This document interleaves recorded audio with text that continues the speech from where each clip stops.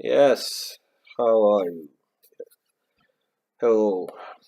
Um, this is another of my boxing summary videos. I haven't done the one for last weekend because I didn't feel like it. But anyway, this time it was different. Yes. To start from the smaller fights or the lesser fights that I covered. Let's start with John Molina Jr. and Ivan Redkach.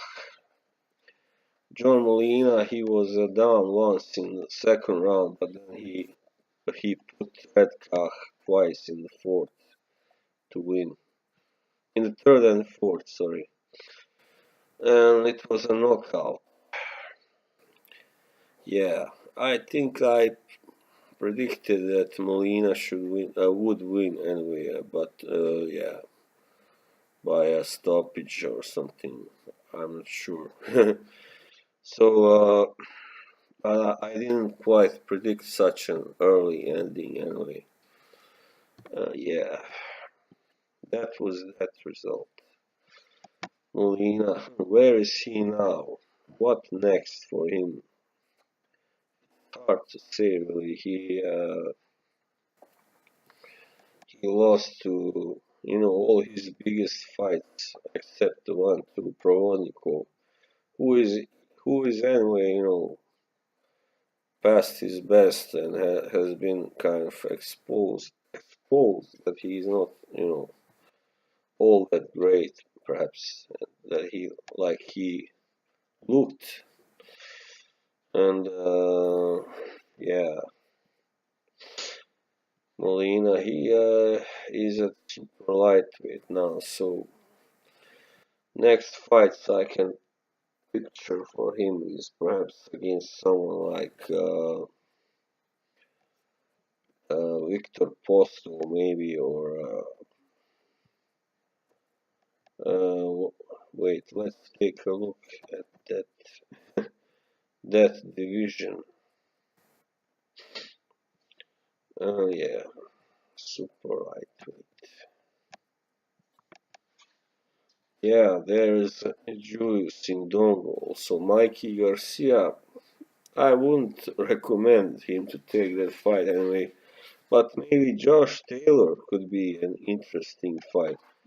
He's a guy that is just coming, up in a class of in the level of opponents, and he's beaten, of course, that guy Miguel Vasquez.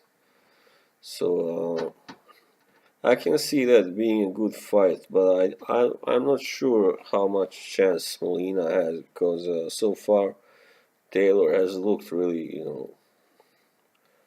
supreme, really you know really capable, talented fighter, and younger of course. He has much less mileage on him than Molina has. So yeah, and then there's Edward Troyanovsky, who is more like a great puncher than he is a great boxer. So it would be a puncher versus puncher fight. There's Sergey Lipinets, who is very promising also right now, but he is scheduled to fight Mikey Garcia in February. Yeah, so Anthony Yigit and Felix Diaz are also ranked ahead of Molina on box rank. So that was that fight. Um, yeah, let's move on. Alexander Povetkin versus Christian Hammer. Yeah, that one went pretty much like I predicted it would, because Povetkin won on points, He really shut out Hammer. And I knew he would because Hammer is like a European level fighter, as I told you already. So while Povetkin is a world-class fighter. So, you know, it was a much expected result. As I said, since he was taken, for steroid accusations that actually, of course, nothing happened of it because he's based in Russia and he's protected there, unfortunately, by their own sanctioning bodies and stuff. And yeah, and these guys from WBO International, WBO obviously is ignoring it as well. So, but anyway, now that he has been forced to fight clean, he has suddenly stopped knocking out everyone like he did before. So, yeah, he is, like I said, he's 38, so he doesn't have that long future ahead of him. So he should just now, stay out of the big fights and not try to beat guys like Joshua or Parker or Wilder. And they are too big for him, especially Joshua and Wilder anyway. So I doubt that he would be successful against them. Povetkin, that is, yes. And then there was Diego Gabriel Chavez who versus Jamal James. Yeah, that was a prediction that didn't go home for me. I said that Chavez would win, most likely by a knockout in the seventh round. Well, he was knocked out instead by Jamal James. The problem is that I didn't really know anything about this guy, Jamal James. So all I could see was that he had lost to this guy, Ugas, and then, but he beat very good Vale Omotoso from Nigeria also.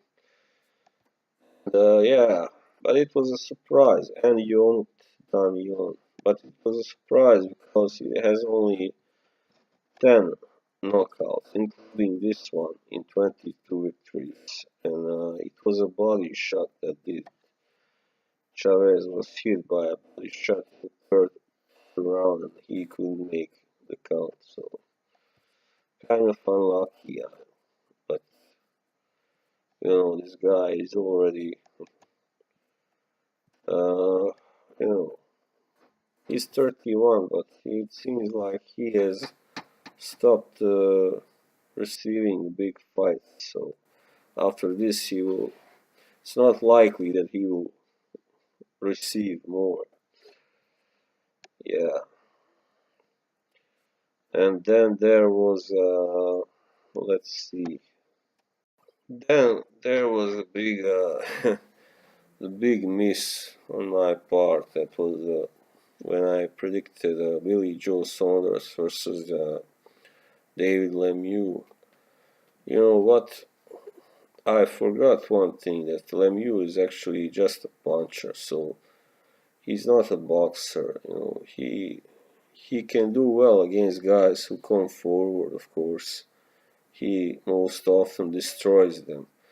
But Saunders, he chose the best way to fight a guy like him. He moved and boxed, so he won, and clearly by a unanimous decision.